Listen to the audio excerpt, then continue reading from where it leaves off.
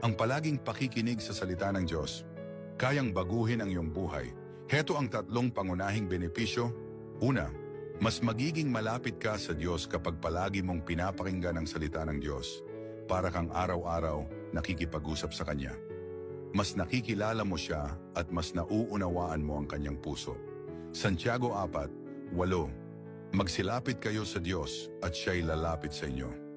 Pangalawa, makakamtan mo ang lakas at kapayapaan sa puso. Ang salita ng Diyos ang nagbibigay lakas sa iyo sa gitna ng pagsubok at kapayapaan sa oras ng pag-aalala para ang iyong puso ay hindi madaling matakot. Mateo 4:4, hindi sa tinapay lamang mabubuhay ang tao, kundi sa bawat salitang lumalabas sa bibig ng Diyos.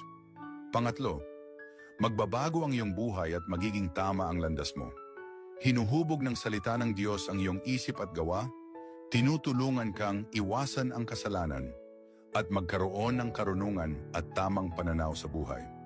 Roma 12:12, mga galak sa pag-asa, magmatiisin sa kapighatian, magmatiagain sa pananalangin. Kung naniniwala ka na may kapangyarihan ng salita ng Diyos, mag-comment ng Amen.